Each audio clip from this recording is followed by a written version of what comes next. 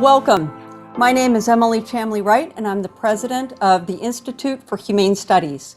Now, we have a lot of longtime friends with us here today, but for those of you who are less familiar with the Institute for Humane Studies, or IHS for short, our mission is to support and connect scholars who deepen our understanding of what's required to cultivate and to live within a free and open society. Our work is grounded in the classical liberal intellectual tradition, which begins with the underlying belief in the dignity of every person. The classical liberal appeal for political freedom, economic freedom, for equality before the law, and the open contest of ideas, all of that follows from this starting point. At IHS, we believe that these ideas are the basis of the good society, a society in which all human beings have an opportunity to genuinely flourish. And that's why it is my pleasure to introduce Arthur Brooks, a good friend of IHS and someone with deep roots in this tradition. Arthur holds professorships at Harvard's Kennedy School of Government and the Harvard Business School. Before his return to higher ed, though, Arthur was the longtime president of the American Enterprise Institute. A prolific author, columnist for The Atlantic, Arthur has recently released his latest book, From Strength to Strength, Finding Success, Happiness, and Deep Purpose in the Second Half of Life. Arthur Brooks, welcome. Thank you, Emily. Great to have you here. Oh, it's great to be with all my friends at IHS. I miss the think tank world, but I certainly see all the evidence that IHS continues to go from strength to strength. It's an incredibly important cause, and everybody on this call should be really proud to be associated with IHS. I certainly am. Well, thank you so much, Arthur, and congratulations on the book. What a resounding success. You have got to be hopping busy. It's pretty busy. It's great. It's what a privilege it is to work in the world of ideas and have people want to hear the ideas. I'm telling you, it's not always like this. There have been lots of times when I wrote books that I thought that people are going to be interested in, and let's just say they weren't. So, when you hit it right and it works well, it's very important to stay as grateful as is appropriate. Well, you start your book with a pretty difficult truth, and I was struggling to be grateful for this truth in the early pages of it, because you tell us that our professional decline is going to happen sooner than we think. Our intellectual firepower is likely already on the downward slide if we're of an age where we're going to be attracted to a book like this. So what is it about the sobering truth that captured your attention that you wanted to dive in and write an entire book about it? Well, it starts a little bit earlier than that. I teach happiness courses at Harvard University. And people will often say, what's the connection between, classical liberalism or sort of the American conservative tradition and happiness? And the answer is everything. This is the happiness movement, which is really important because we actually see the Enlightenment tradition as instantiated in the ideas of Thomas Jefferson and Benjamin Franklin, who are taking this concept that happiness is something that we can possess and saying that actually it's not just for the landed gentry. If you can actually define the parameters of your life, be a startup entrepreneur in You Inc., even if you're just like most of us Americans, just ambitious riffraff, then you can pursue your happiness. So the idea of self-improvement, the idea of building one's own life is really the pursuit of happiness. And that's why I teach this, self-empowerment, the ideas of individual liberty, of democratic capitalism as a system that makes it possible is really all about this. So I've been teaching and writing about this ever since I came back to academia, since I retired as president of AEI. And I thought about it a lot before that too. I had written books on it and published academic journal articles back when I was still a professor at Syracuse. But there's one aspect of it always bothered me. I always felt that, because I teach to students, I teach to MBA students, for example, and they're 27, 28 years old. Most of the happiness work out there is for younger people. It's the secrets to building a happy life when you're a younger person. There's not that much happiness literature out there for the rest of us, shall we say? You're younger than I am, Emily, but we're all going in one direction when it comes to age. And there's this belief that if you live right and play by the rules and be successful, that happiness will take care of itself. And it simply does not. I found in my research just abundant evidence that in fact, about the population tends to split into two groups after 65 years old, that one half gets happier and happier all the way to the end of life, and the other half starts getting unhappier and gets unhappier all the way to the end. And I wanted to know who was in each group. Now, The traditional view is that if you're successful and work hard and build your life and you see all this worldly prosperity, you'll be on the happy branch. And it turns out that's not true. It's just what I call the striver's curse. The people who do work the hardest, who are working on their own personal excellence and prosperity and success, worldly success, they tend to be on the lower branch when they get older. And I saw lots of evidence of that. You just referenced a conversation that I overheard that sort of started this whole research project. I heard a man behind me on an airplane telling his wife he might as well be dead, that nobody appreciated him anymore, that his best years had passed him by. And I thought it was somebody who was just disappointed, never did anything, and was kind of not living up to his own expectations. And when I turned around, I saw he was one of the most famous men in the world, one of the most successful people in the world, the people that we canonize in sort of this secular way. We lionize this as a hero. And I thought to myself, well, I got to understand this better, because I believe in worldly rewards. I believe in the fruits of capitalism. I do. But we actually have to have full lives that go beyond that. It reminded me of a truth that we all have to remember, Emily. Democratic capitalism is a machine. And to make us happy and give us good lives, it has to be predicated on good hygiene, good moral hygiene, good happiness hygiene. And so building up the skills such that these ideas of freedom can actually truly bring us happiness, we got to get the base right. We got to get the foundation right. And this is a book about the foundations.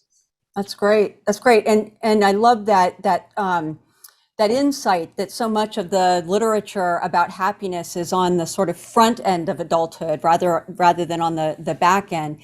And while you start the book with this sobering truth, you also then, you very quickly throw us a lifeline, because while we're on this, maybe the downward slide of this fluid intelligence curve, as you describe it, there's a second curve, right? And there's a technical word for it, but I really like the language that you slip in. It's really more the wisdom curve. And I'd love for you to describe that, and also think about it in terms of your shift from the AEI Arthur to the work that you're doing now, the Harvard Arthur. What does that shift look like from the first curve to the second curve? Just even in your own experience. Yeah. So what you're referring to is a big literature that in the middle of the 20th century, psychologists were recognizing there were kind of two types of geniuses. The first type of genius are the ones that emerge early. These are the Einsteins, or the artistic geniuses, the baby Mozarts. These are the people that do these incredible things in their teens and especially 20s and 30s. They come up with innovations. They have fast processing speed. They have unbelievable focus. And then they found that there was another type of genius that tended to appear really late. These late bloomers were the ones that were kind of the Dalai Lamas. They were the people that were the historians, the people that could synthesize information that was already out there and inform society in new and amazing ways.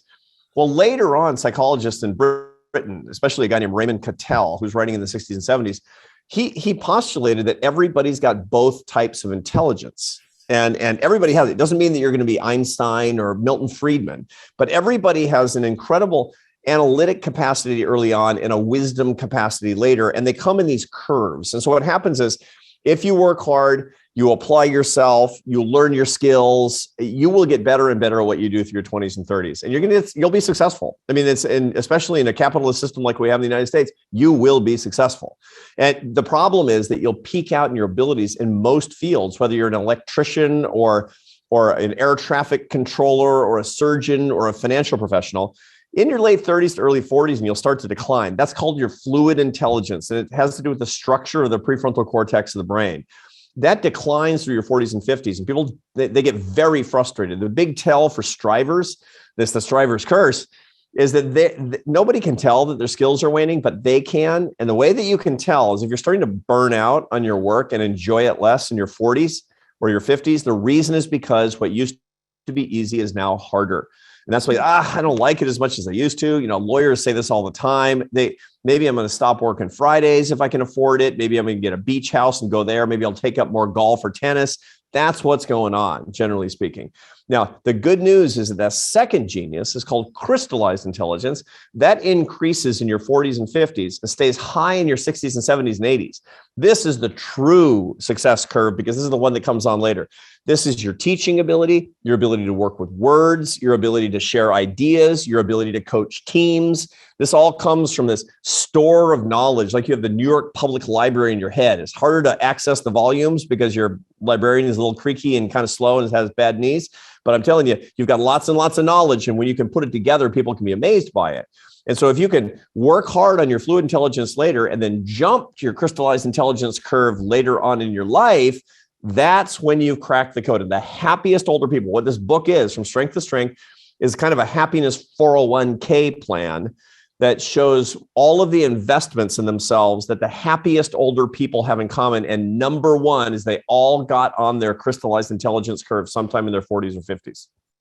And so the advice you offer us is to step off of what you describe as the hedonic treadmill, right? That sort of that's the kind of ever repeating loop that the striver is on. But I want to unpack this relationship between striving and human flourishing, where we started, right? Because there's the brain chemistry part of this, or the brain functioning of it, that the bliss that we're always striving for, we never actually really achieve. But it keeps us on this treadmill because it kind of, our brains lie to us. But let's think about this sort of like from a moral philosophical point of view as well, because on the one hand, striving is part of the soul craft, right? It's part of building our character when we set for ourselves standards of excellence, and then we work really hard to achieve those standards as a kind of end in and of itself, right? That sense of striving is one I would think that you agree with is part of what builds our moral fiber and character. Right. On the other hand, there's this treadmill business, right? So what is it that keeps us, that marks the difference between striving that is soul craft and striving that is soul corrupting? Yeah. So the answer to that question actually came a really long time ago. And actually you can find it in Aristotle, or in a more consumable form in the work of St. Thomas Aquinas. In 1265, he published his Summa Theologia, which this seminal text that sort of laid out the answers to all of our questions. And when it comes to the hedonic treadmill, which is a term of art in social psychology for the idea that you're going to get to your permanent bliss when you achieve, but it turns out you're actually on a treadmill, and so you have to hit the lever and hit the lever and hit the lever, and you never quite get there. And after a while, you're actually running out of fear, because if you stop on a treadmill, boom, right behind you. And this is the problem that my Harvard Business School students often have. The answer to that is not socialism. The answer to that is not collectivism or making work not pay. That's actually wrong. St. Thomas Aquinas laid out the truth about how we actually solve this problem in our life, which is that we should be looking for the right goals. The right goals are not money, power, pleasure, and fame. Those are the wrong goals. Those are instrumental goals that should lead to more, to less earthbound ultimate goals. So those are instrumental goals. The intrinsic goals should be faith, family, friendship, and work in which you earn your success and serve other people. Those are the vicious four versus the virtuous four that Aquinas talked about an awful lot, but they make perfect sense. What is the purpose of working hard? Is to invest in yourself, to feel like your skills meet your passions. That's pure joy. And that's the wonderful blessing of democratic capitalism. It allows us to do that. If you're skilled at something, you can pursue it avocationally or vocationally. And only the first time in human history since the Enlightenment could we set up a society where that's so. That's earning your success. But serving other people is also critically important. So when we talk about the striving that can actually nourish the soul, that's earned success and service to others. When we talk about the hedonic treadmill that saps us of our will, that looks like an exercise in futility, that's serving ourselves by simply looking at by making intrinsic things that we should never worship: money, power, pleasure, and fame. And so a through line through all of this is the focus on meaning creation, right? You've got this great point in the book where you remind me of a cartoon. You might remind readers of a cartoon that many of us saw, which is a man on his deathbed And the tagline underneath it is, my only regret is that I wish I had bought more crap. It's like, it's such a great reminder. It crystallizes the point. So what is it about the second curve that allows for greater meaning creation? The second curve is all about love for other people. This is the interesting thing. And so one of the things that people who get stuck on that first curve and is going down in their 40s and 50s, and they're desperately trying to recreate their earlier successes and everybody knows people like this. And they're trying to hide the fact that they're getting older, and they're getting hair plugs, and they're getting teeth caps, and so that people won't see their physical deterioration. And they're anybody who suggests that they're not as good a lawyer as they once were is going to get fired. I mean, it's just pathetic. And you see this constantly. The key thing is that it's very self-focused. The second curve, the crystallized intelligence curve, your natural ability to teach, to synthesize, to explain, to mentor, to put teams together, it's other focus. You get better and better at focusing on the good of other people. And there are all kinds of cases throughout history. Music is my background, and I've made my living as a professional musician for many years. And one of the people I profile in the book is Johann Sebastian Bach, where the early part of his life, his fluid intelligence was to be an innovative master of the high Baroque. He was inventing new musical idioms that were just mind-blowing. And, the commissions were rolling in. He was the king of the high Baroque, really. And then he lost his ability to innovate when music kind of passed him by. His own son innovated a new musical style, and he couldn't keep up when he was in his 50s. The reason is because his fluid intelligence was in the cellar by that point. He jumped onto his second curve by becoming the most respected and beloved teacher of his time. Less money, it was less prestige, less fame, to be sure, but he was happier than he'd ever been before by building up his children's careers, by teaching choir and organ at the Thomaskirche in Leipzig. He was just beloved. And he died at age 65 working on a textbook about the high Baroque that he thought would never see the light of day. It was called the Kunst der Fuge. It was called the Art of Fugue. And he died literally in the middle of a measure. His son, who had supplanted him, had wrote in the margins. I mean, they loved each other. They were very close. His father had no resentment toward his son whatsoever. And his son, Carl Philipp Emanuel Bach, CPE Bach, wrote in the margin, at this point, the composer put down his pen and died. Like strong finish, man. And he was surrounded by his kids and his grandkids and his students as he lay dying. And he was a happy man. And he was in touch with his faith. He was praying. He was reading his Bible and praying every day as he took his last breath. I mean, he made it, man. And why wouldn't he be happier? He was serving other people to make them better than they could be otherwise. And that's the promise of the crystallized intelligence curve: more success, more happiness, more potential, lasting for the rest of your life. And you talk about the shift over into teaching as one of the ways in which to share wisdom. And I wanted to share a war story with you a bit to unpack what the tensions might be there. So before coming to IHS, I was a provost of a small liberal arts college on Maryland's Eastern Shore, and it was the Eastern Shore. It was beautiful, and it was settled, set in this idyllic town, very pretty close to Washington D.C. So a lot of people came there to spend their retirement years, and a lot of people who had high influence, really, really interesting careers would come and settle there. And their first stop was often to the provost's office of the liberal arts college that was right down the street. And everybody wanted to teach. And there were two categories. And I always winced a little bit when I knew that there was a new retiree coming into town wanting to have a meeting, because I knew that they would want to teach. And there were some who were awesome.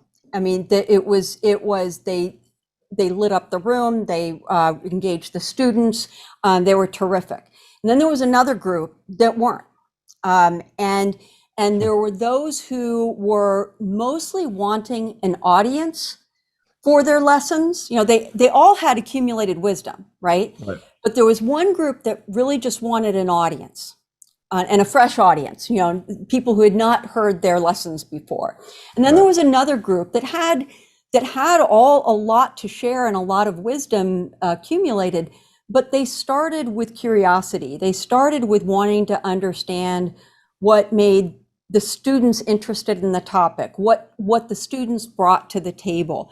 And they started there. And then over the course of a semester, then they would, the students would be leaning in enough that they would start to glean the lessons that were on offer. But that struck me as being an important difference, right? There's got to be good ways to share one's wisdom and less good ways to share one's wisdom. Absolutely. It's interesting. And I see this a lot at the Harvard Business School. We have a lot of people who want to come in, after a long career in industry, as CEOs, they want to come in and be academics. And it's interesting because about half of them, what they want to do is they want to become academics to share their crystallized intelligence to build themselves up.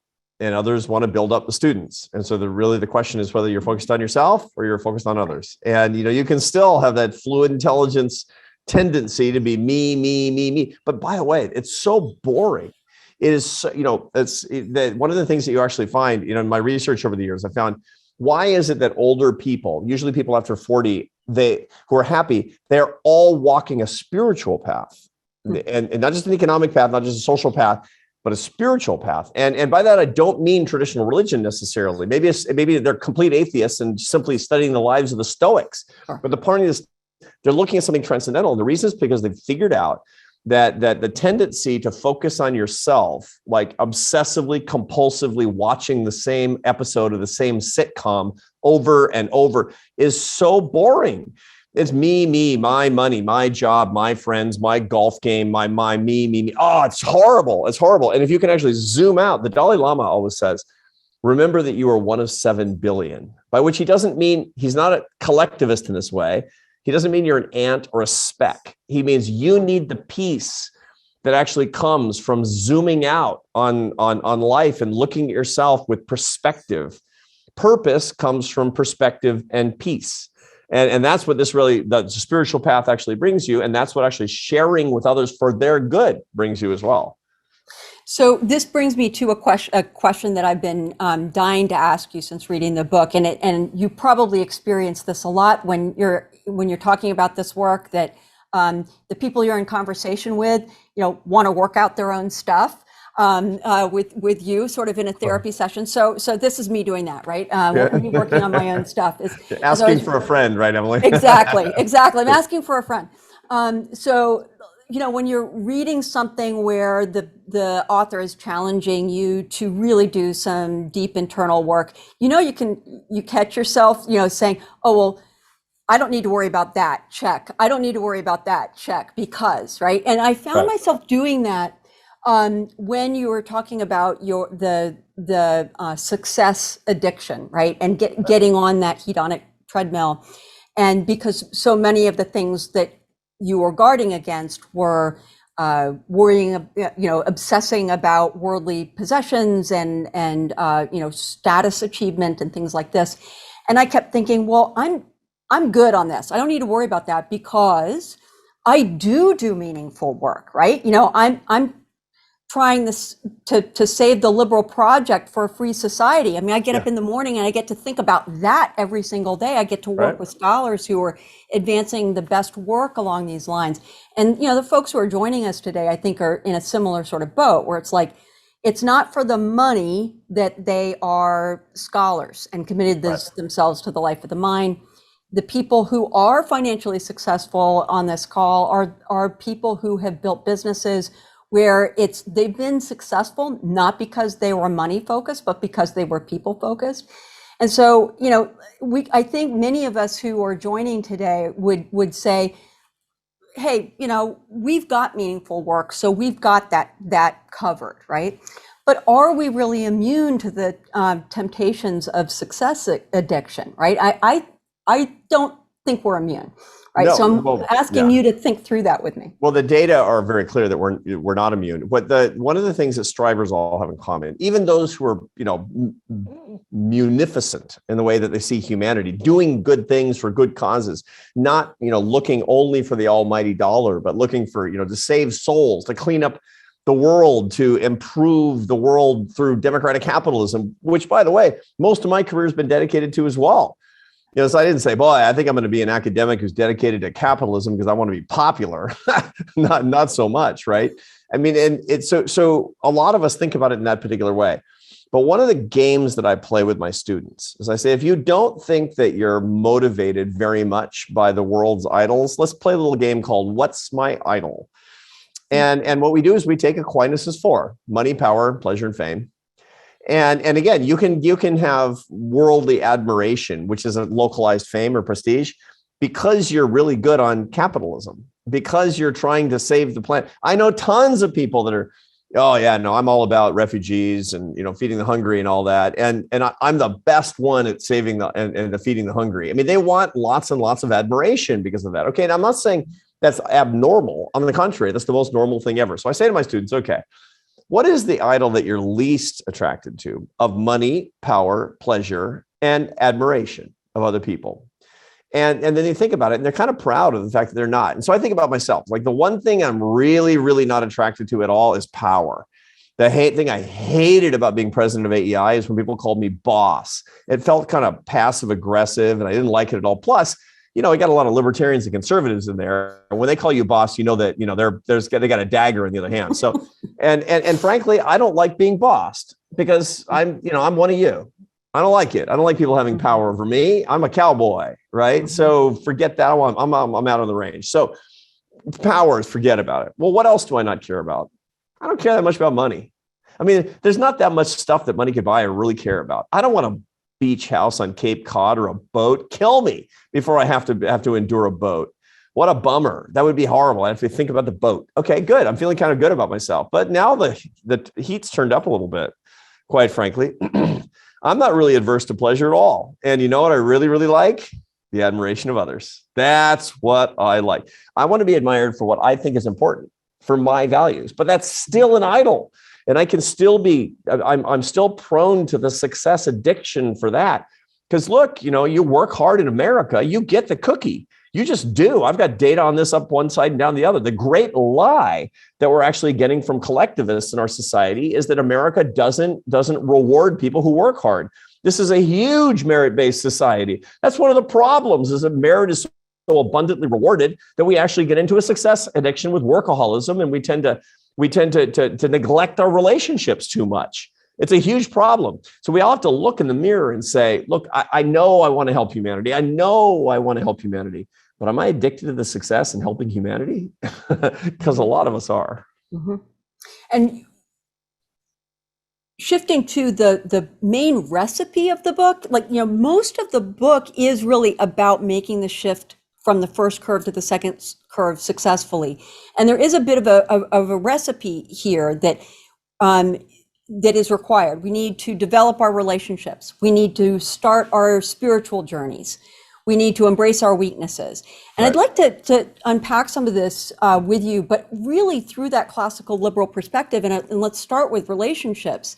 So the critics of the classical liberal tradition will often critique it for the emphasis on the individual. That in their version of the critique, it's that classical liberalism is the glorification of an individual who is isolated, disconnected, robot-like in its pursuit of wealth. And I think that there's economists. I kept myself among the disciplines as being perhaps complicit with some of this, with our Homo economicus version of the human being. I would say that's a problematic view of the individual, but our critics would say, but that's what classical liberalism really champions. So when you're calling for us to develop our relationships, are you pushing back against the classical liberal tradition here, or are you trying to surface something that is a more humane version of the individual that you do see within classical liberalism? Happiness only comes when we administer a cure that's based on free will. And people who To begin with, the criticisms that, that capitalism brings alienation and that brings hyper individualism or even greed and selfishness, just don't have any idea about history. Anybody who went behind the Iron Curtain before 1992, you've never seen selfishness like this in your life. You've never been to a socialist country if you think capitalism brings selfishness. Oh my goodness. I've never seen people so out for themselves, so willing to cheat their fellow human beings. Complete lack of social solidarity. That's what socialism actually brings. So to begin with, okay, now, can we use the tools of capitalism, which is to say abundance and the ability for us to become hyper productive in what we do and to be rewarded for it in a way that actually is bad for us? Of course, because capitalism, it's a machine. It's a machine. It's like your car. I can use my car for really virtuous ends, like driving myself to work and supporting my family. Or I can, and to be free, I can actually drive someplace that the government is not taking me on a government bus. But I can also use it for terrible, sinful, wicked ends. I can get drunk and drive my car into my neighbor's living room and kill them while they watch their television sets or something horrible like that. And the truth is, that's a problem of my morality. That's a problem with my moral compass, not the problem with the machine. Classical liberalism can enable you, can be an accelerant to your vice and can be an accelerant to your virtue. And that says you need to be taking care of your vice and your virtue yourself. When it comes to your relationships, you can use classical liberal means. You can use capitalism. You can use it to desiccate your relationships because the 14th hour of work under your twisted idea of what's good and right is more valuable to you than your first hour at home with your kids. Well, guess what? That's bad. Don't do that. But that's not a problem with capitalism any more than your car is the problem with what you did when you were drunk. You need underlying morality. You need underlying good values. And one of the things I talk about in this book, this book is for capitalists. This book is for strivers. This book is for entrepreneurs in the enterprise that really matters, which is You Inc., which is the startup of your life. And you got to get your mind around all that freedom. You got to use that freedom right, is the bottom line. And that's why, for us, for people like us, this is a book that's actually more important than go live in a collectivist society where you have no opportunity. Yeah, and seeing a through line from AEI Arthur to Harvard Arthur here, in that it's all been about human flourishing, right? But at AEI, it was about what are the rules of the game that allow for widespread human flourishing across a society. And here you're picking up where that work leaves off in a sense, but to carry the ball over the finish line, right, or to cross the finish line, you've got to be able to do the work individual on yourself, right, to lead your best life. That for you as an individual to flourish, no one can do that work for you. Yeah, absolutely. You're not a good classical liberal unless you're taking care of your relationships and your love in your heart and you're tending to your morality. Don't wreck our movement by being a workaholic weirdo. That's all I can say. Come on. Don't show other people that capitalism can allow you to neglect your children. That's idiotic. It's bad for you, but it's bad for all of us, quite frankly. And so, there is an absolute through line insofar as that the classical liberal experiment is one of self-improvement. It was not very long ago, before the Enlightenment, and before the Enlightenment was instantiated in economic systems that we really cherish. It was not that long ago that the idea of self-improvement was foolishness, that people would work for their own individual ends, but there was a ceiling on what you could actually do. Well, guess what? Because of the Enlightenment, we had something like the American experiment. And every single person on this call, I'm looking at it right now, there's 85 of us on this call right now. We all have different stories. And, some were 2 generations, 5 generations ago, scratching out potatoes in Ireland and poor. And some were running from some godforsaken shtetl in Eastern Europe. And some people on this call, no doubt, were brought to this country involuntarily. But let me tell you what we all have in common. We are all ambitious riffraff, and we're proud of it. And that is a society that needs to have the dignity that comes from the freedom to build our lives and the responsibility to lead good lives as well. And that's what I'm talking about. Self-improvement is the science of happiness administered at the individual level to a classically liberal society. And you also then challenge us to start our spiritual journeys, which I do think is a turn in a direction that is not always common within our circles, within classical liberal conversations. And so first thing I want to do is just say thank you for that, because I think it's a real genuine gift.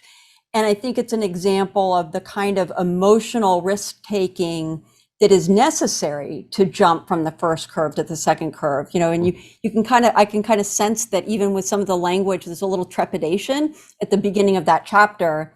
We said, I'm not even sure I was going to, add this chapter, but I'm glad that you did, and I want you to say a little bit more about why you did. Yeah, no, I have a whole chapter on that. And part of the reason is because this book is basically a happiness 401k plan. It's for people 25 or 45 or 65 who actually want to start building up their pension, their happiness pension, so they can enjoy it when they're older. And the one thing is, I can't guarantee anybody's going to be happy at 75, but I can guarantee that you can be happier than you would have been. And I honestly believe that if you actually follow these habits, that you will be happier at 75 than you were at 25. And one of them, unambiguously, you can't leave it out. One of these is walk in the spiritual path, the transcendental path. And when I say that, again, people are going to misunderstand me. They're going to say, oh, Brooks is a big Catholic. He wants everybody to join the Catholic Church. By the way, I do, but that's not my point in the chapter at all. The point in the chapter is that when you see the transcendental, when you see yourself in light, whether it's completely non-religious, but you see something bigger than you understand consciousness outside of your own narrow sphere of existence, you get peace. You actually can enjoy your life more than you would have otherwise. And it's one of the characteristics that people who are happy later in life, they all do it. They all do this. And by the way, this is something that is completely consistent with the Enlightenment. I mean, this idea of faith and reason being in somehow antagonistic to each other. The people on the political left have talked about this forever. All of these 20th century newfangled philosophies that science is going to obliterate religion, and they're always baffled because it doesn't. Well, I've actually seen this migrate over to the political right as well, especially in certain circles that say that there's something stupid about religion. There's something unintellectual about religion. Well, read St. Thomas Aquinas. He's smarter than you and me and all of us put together. And his whole point is that reason is a gift from he believed, from the Creator, so that we could truly understand this transcendent truth that exists above us, that they're not in tension at all. They're entirely complementary. All of us needs to figure out what we think about that and to have the incredible adventure of delving into that. Now, not everybody's going to come down where I come down. Maybe you're going to come down saying, I'm just going to study the meditations of Marcus Aurelius and live like a Stoic. More power to you, but get on this. So that brings me to something I want to try out on you. And I don't know that you'll agree. So I am really curious to know what your reaction is to it. The way in which you describe the pathway towards enlightenment and wisdom reminded me of what Adam Smith describes, particularly in the theory of moral sentiments, as the impartial spectator, that imagined observer who is impartial, meaning that he or she will cut us no slack when they are observing from an objective distance our behavior, our thoughts, our actions, and our judgments. So when fully developed, when our impartial spectator is fully developed, we stop seeking praise, we stop seeking worldly reward, and start seeking that which is genuinely worthy of praise. So wisdom isn't about the prestige. It's not about the praise. It's not about the material reward. It's about earning the approval of that impartial inner judge, right? That impartial spectator.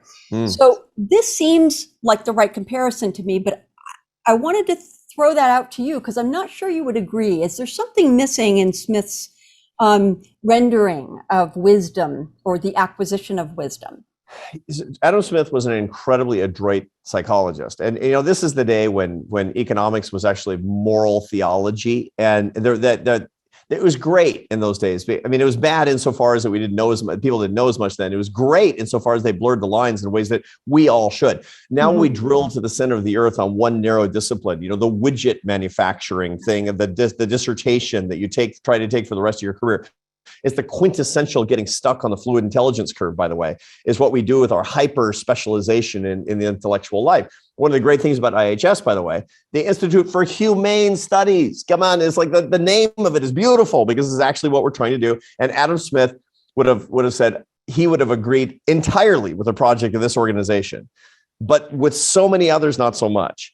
So what he was talking about here was a fundamental truth that we study as social scientists today, which is the disequilibrium or the dislocation or the lack of connection between how we see ourselves and other people see us. We judge ourselves introspectively because we're inside our heads. We judge other people by their behavior. And so I'm looking at myself inside, I'm looking at everybody else on the outside. Now, the problem with that is that I might not be acting in accord with my introspective self. I'm thinking this, but I'm doing that. We're very frequently inconsistent with it. And that's what Adam Smith is talking about.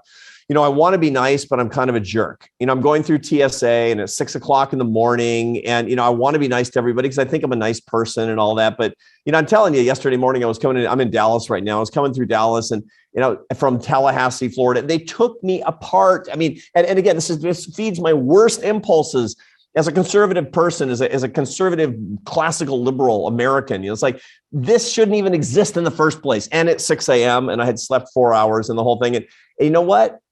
My behavior was not entirely consistent with my introspective Arthur Brooks. I'm not going to kid you. The problem is that nobody is saying, hey, that guy over there, I bet in his heart, he's a real lover of humanity. It's like he's acting like a jerk. That's what they see. And so that fact actually can give us an oracle on how we can be better. If we look at ourselves with some remove, then what happens is that we exist in a what we call a metacognitive frame of mind. Now, what that means is that we're going to act, we have urges, we have appetites, we have emotions that happen to us through the limbic system of the brain. The reason that the Buddhists, our Buddhist brothers and sisters, always talk about meditating on your feelings and urges. Just think about them. That actually moves them to the prefrontal cortex of the brain where you can manage them. Another way of doing it, you can do it with the Buddhist meditation, or you can take your grandmother's advice and count to 10 when you're angry, which is effectively the same thing. Or you can look at yourself with some remove and judge yourself as the outside spectator. If that's what's going on, all Adam Smith is telling us to do is to be better people by putting ourselves in the position of the judge who would see us in our own behavior. And when I do that, when I act like Adam Smith told us to, wow, it really changes me. And it radically inflects what I do. I become happier. I become more sympathetic. People like me better, and I actually have more love in my life. I love that, because I was thinking the reason why I thought you would not agree with it is because it's, Smith is so much a part of the Western tradition, and that you really helped me to draw the line to the Eastern spiritual traditions that you also weave into your work. So that's terrific. And we've got time for just one more thought I wanted to try out on you. And that's you've got this recipe for moving from the first curve successfully to the second curve. Right. I want to add another ingredient: creativity. Right? And I asked, and I'm challenged around this one in particular because at the start of the book, you do talk about, like creativity is part of the thing that we will experience in decline sooner than we think. And you're especially thinking about, you use examples of sort of like leading edge innovation kind of creativity.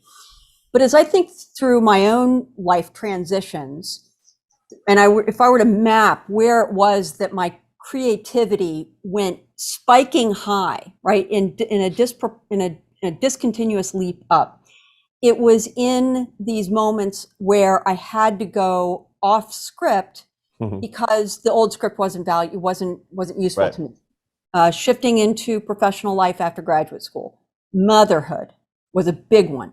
Right? All the time I spent on my career, well, a lot of that got grabbed into being a mom, right? So I had to go off script. Leadership, all my experience in the academy and as a professor, it wasn't serving me in this new role. So I had to go off script.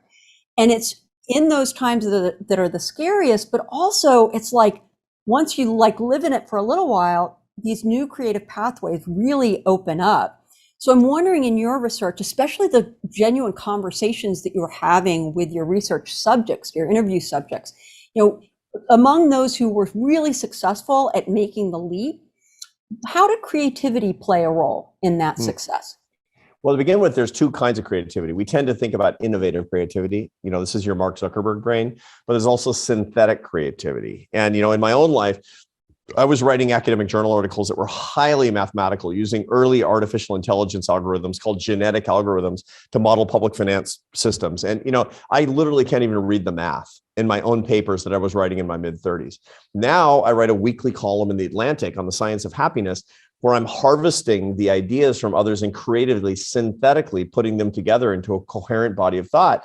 And I have, 300,000 to 500,000 readers a week. I had 14 readers total in the old days. And now I'm actually touching a lot more people with a different kind of creativity, because I've gone to my teaching intelligence, which is really important. I'm not actually trying to do the original research. I'm using the original research and showing people what it actually means. Now, how do you stimulate that? And you actually have the key from what you just said.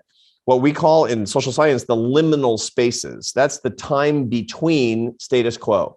When you jump, it's scary, it's insecure. When I left AEI, AEI is the best job in the world. It was going really well. I love my colleagues. They tolerated me. It was the best, and I left, and my life was so different that I remember that my signature was changing. I don't know what was going on. I couldn't even sign the back of a check and have it look like what the bank would recognize, because I was discombobulated, like cables in my brain. Those are liminal spaces between the status quos of what your life means to you.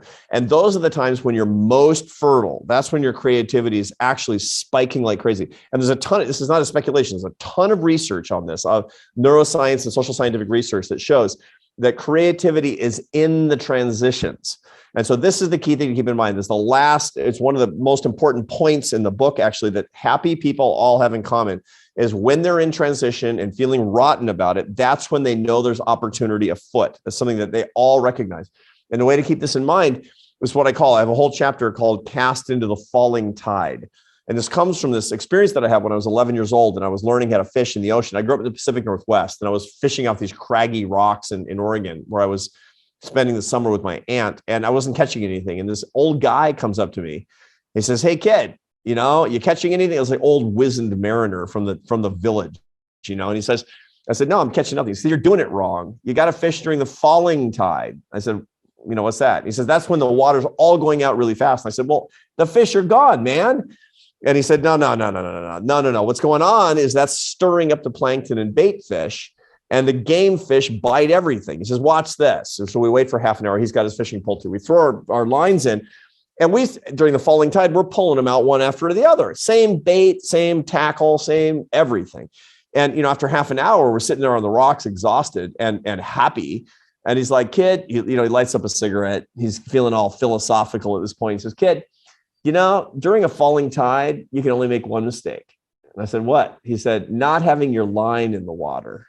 And that always stuck with me, because there's a falling tide in life. When you think you're losing things, when you're losing a relationship, when you're losing skill, when you're losing when you've lost a job, when you're losing somebody's respect, when you've lost something that you hold dear, get your line in the water, because that's when you're going to have the greatest fertility. That's when you're going to have the greatest creativity. That's when the opportunities are going to pop. You're not going to be happy, but the opportunities are going to be popping. And if your line is not in the water, you're going to waste that time. Well, I can't think of a better note to end on, Arthur Brooks. Thank you so much for joining us. Thank you for writing the book, and thank you for all that you do for a free society and the human flourishing that it makes possible. Thanks for being with us today. Thanks for IHS. Thanks to all of you who are supporting this great organization. Your resources are doing great good to promulgate the ideas that have made it possible for me to do my work, and it'll make it possible for the next generation to do so as well. Thank you, Arthur.